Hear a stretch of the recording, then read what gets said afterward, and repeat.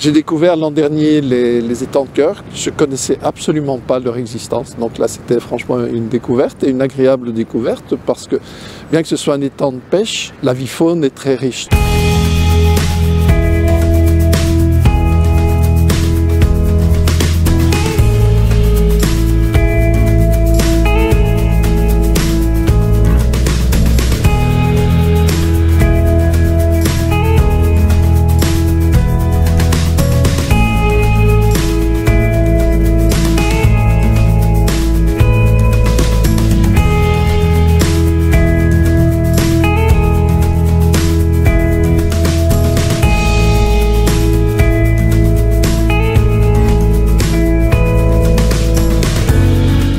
Je m'appelle Robert Hainaut et je suis cinéaste animalier.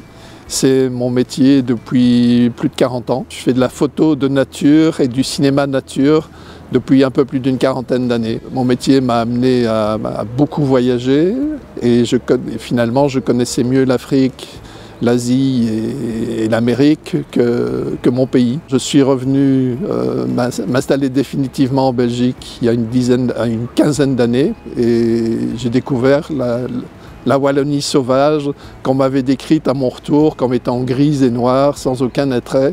Il y avait comme seuls animaux vivants des rats, des pies, des corneilles. C'était un peu limité et bon, il ne m'a pas fallu très longtemps pour réaliser que c'était complètement faux et qu'en Wallonie, on avait plein de petits trésors, de petits et de grands trésors, et qui n'étaient pas connus.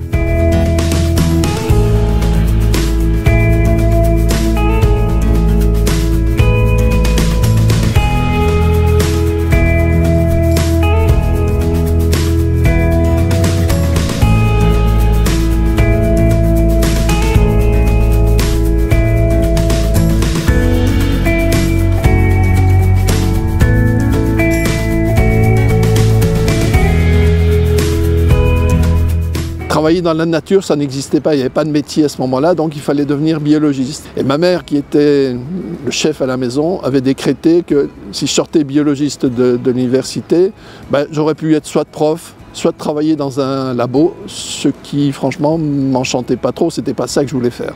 Et comme étudier, c'est un métier comme un autre, je suis devenu ingénieur commercial. Et j'ai travaillé dans le domaine financier. La boîte dans laquelle je suis rentré s'est fait racheter un jour, j'ai pris une année sabbatique et je ne suis jamais retourné. Mais entre-temps, j'avais déjà créé une agence qui commercialisait les photos et les films que je faisais. Et de fil en aiguille, me voilà aujourd'hui à travailler sur la Wallonie sauvage.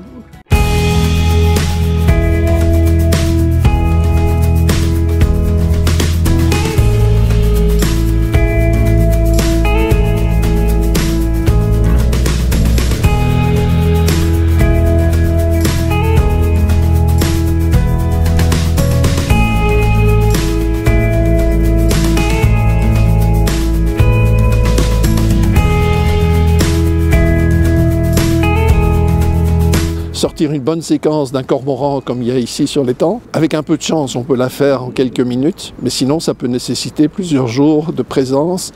Et pour avoir des actions différentes et des mouvements différents, il faut revenir souvent. Ce que ces chaînes de télévision n'ont pas les moyens pour faire ce genre de choses.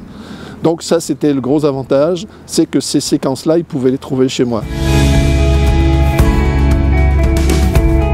En Belgique, ça m'arrive encore de faire des planques de 24 heures, donc de rester sur place juste avec une bouteille d'eau et une boîte de tartines.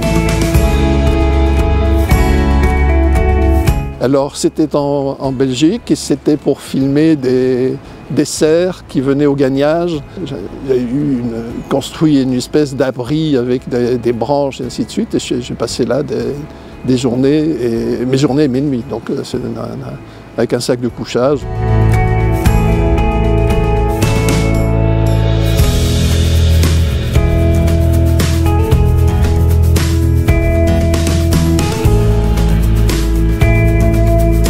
J'ai découvert l'an dernier les étangs de Cœur. Je ne connaissais absolument pas leur existence. Donc là, c'était franchement une découverte et une agréable découverte parce que, bien que ce soit un étang de pêche, la vie faune est très riche. Donc il y a une assez grande biodiversité. Et sur les quelques heures que j'avais passées en repérage, j'avais eu la chance de voir le héron cendré. Ce que les pêcheurs n'aiment pas trop, les cormorans, parce que bon, les pêcheurs, c'est leur poisson et le cormoran, ben, c'est son poisson, donc il y a parfois des conflits. Mais ici, il n'y avait pas de conflit. Apparemment, ils trouvaient ça peut-être pas amusant, mais ils toléraient. Alors, il y avait des foulques qui nichaient, des grèbes huppés qui venaient d'arriver, puisque c'était à peu près la même saison, donc ils arrivent de migration et ils vont s'installer pour nicher. Beaucoup de canards colverts, et alors un passage d'une grande aigrette, ce qui était la cerise sur le gâteau, puisque bon, c'est un oiseau qui est arrivé dans notre pays il n'y a pas depuis très longtemps, et qui maintenant niche ici, pas très loin.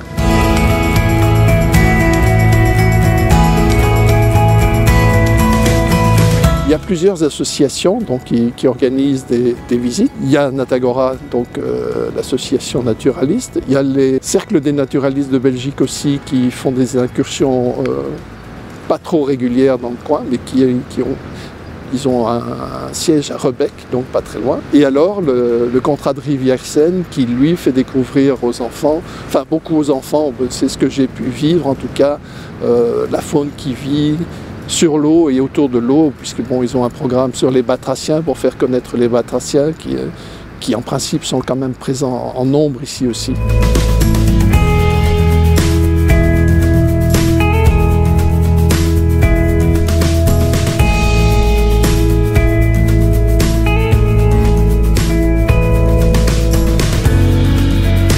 Maintenant, je travaille avec un boîtier photo qui est capable à la fois de faire de la photo et de la vidéo, mais qui fournit des résultats vraiment exceptionnels. C'est beaucoup plus léger. Au niveau des optiques, ben moi j'utilise un téléobjectif parce que bon, il faut quand même avoir une qualité d'image pour le grand écran ou pour la télévision qui est importante. Mais sinon, on peut aujourd'hui avec les téléphones que tout le monde a en poche, faire de la vidéo et de la photo et de très grande qualité. J'ai vu ici récemment un gamin sortir son téléphone et faire une séquence. J'étais bluffé, la qualité c'était étonnante et bon, c'est un appareil qui n'a pas dû lui coûter, enfin c'est un téléphone qui n'a pas dû lui coûter une fortune.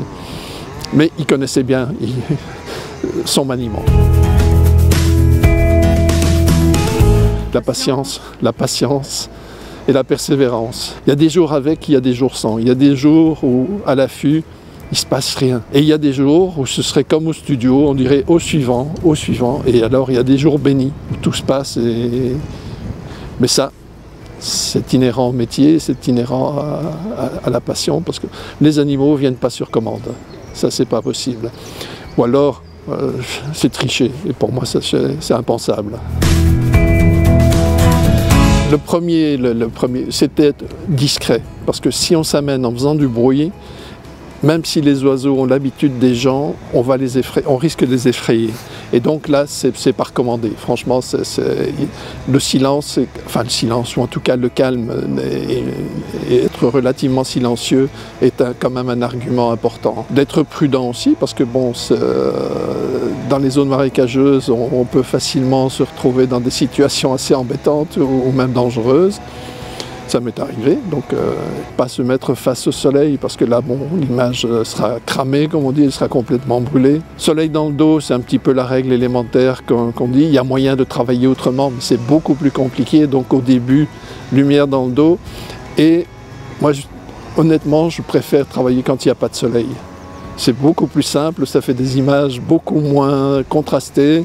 Et alors, après, avec les logiciels de traitement de l'image, on arrive à faire des choses comme exceptionnelles aujourd'hui.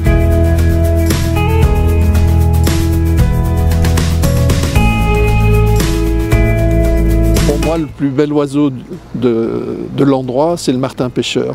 Il n'est pas très grand, donc, et il vole très vite. Mais il est repérable à son cri. Quand il s'envole, il pousse toujours un cri très strident.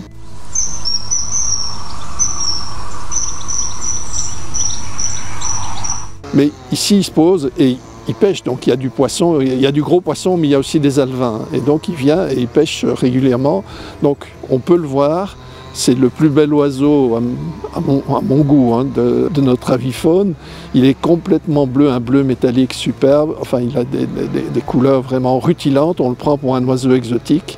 alors que bon, il est bien de chez nous. Pour faire des photos et du film animalier, j'ai beaucoup voyagé et c'est vrai que l'Afrique a été ma plaine de jeu par excellence, l'Amérique latine aussi, l'Asie, enfin l'Inde beaucoup et les autres pays asiatiques un peu moins, mais on a chez nous vraiment des trésors, il ne faut pas aller loin, donc même dans les prairies, des simples prairies, comme ici, bordées de têtards, si on se promène calmement et ça bouge dans tous les sens, donc on a des richesses qui ne sont pas connues. Donc aujourd'hui, j'essaye de faire connaître au public nos trésors à nous.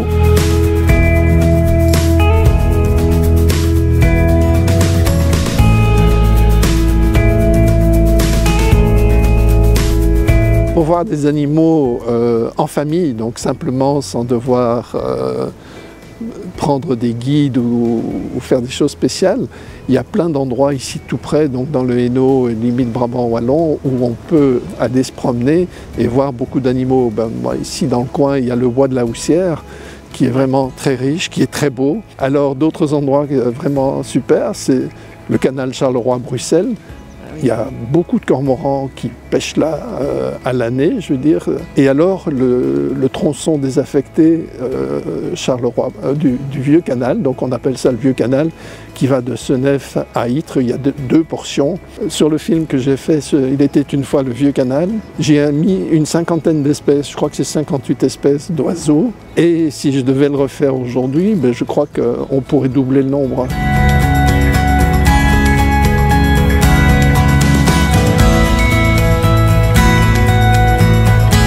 Malheureusement, les lieux qui sont naturels comme ici, ils sont aussi souvent les gens ne se rendent pas compte, ils n'y pensent pas. Voilà, ils fument leurs cigarettes, ils jettent leurs mégots au sol. C'est hyper problématique pour la nature. En fait, un mégot de cigarette, il faut savoir que ça peut polluer jusqu'à 500 litres d'eau, juste un seul mégot. Et tous les déchets qu'on jette au sol se retrouvent in fine dans les rivières. Par le vent, par la pluie, ils vont être amenés dans les rivières ou dans les points d'eau. Les rivières, ça se jette dans les fleuves se jettent dans la mer. Et c'est comme ça qu'on en arrive à des problématiques comme le 7e continent, donc le continent en plastique dont on parle, qui se retrouve dans les océans. Apparemment, 80% des déchets de ces continents en plastique viennent des déchets qui sont jetés à l'intérieur des terres, c'est-à-dire ici. Le mégot de cigarette est en plus hyper toxique et donc voilà, c'est un peu malheureux d'en voir souvent par terre. Un petit cendrier portable, c'est un geste facile et qui rendrait grand service à la nature.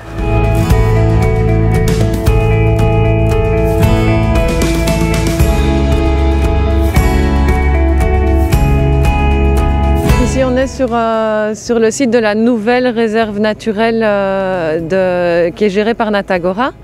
Et donc qui appartient à la ville de Tubi. Ça fait quelques mois que cette réserve naturelle existe.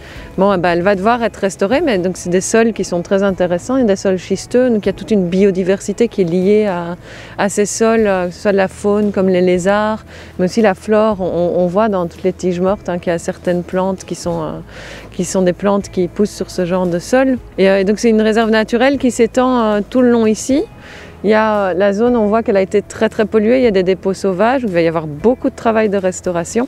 Mais quand ce sera fait, ce sera très intéressant, c'est qu'on longe le Kirk. Le Kirk, c'est un ruisseau qui est entre autres géré par le contrat de rivière. Et après on a la Zitte, et donc la Zitte est une zone d'immersion temporaire. Et c'est aussi une façon de remettre des zones naturelles, en fait, de recréer des zones naturelles. Donc c'est des zones qui ne sont pas tout le temps inondées, qui sont parfois asséchées, parfois inondées, qui sont très intéressantes pour beaucoup d'animaux aussi. Donc la combinaison de la réserve naturelle de Natagora, de la Zitte et du Kirk, ça va donner une zone qui va devenir d'ici quelques années une magnifique zone de nature.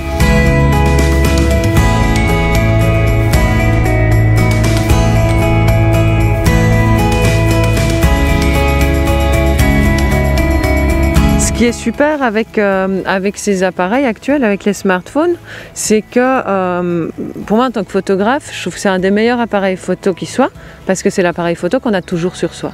Donc quoi qu'il arrive, on a toujours de quoi dégainer pour faire une photo, pour filmer. Ça a l'avantage d'être très léger, ça fait quand même des images d'assez bonne qualité et ça permet aussi à tout moment de se dire oh voilà, là, un petit chaton de saule, je trouve ça joli, je vais le filmer, je vais chercher, je vais regarder un peu d'où vient la lumière. lumière, comment elle tombe dessus, comment est-ce que le chaton réagit au vent.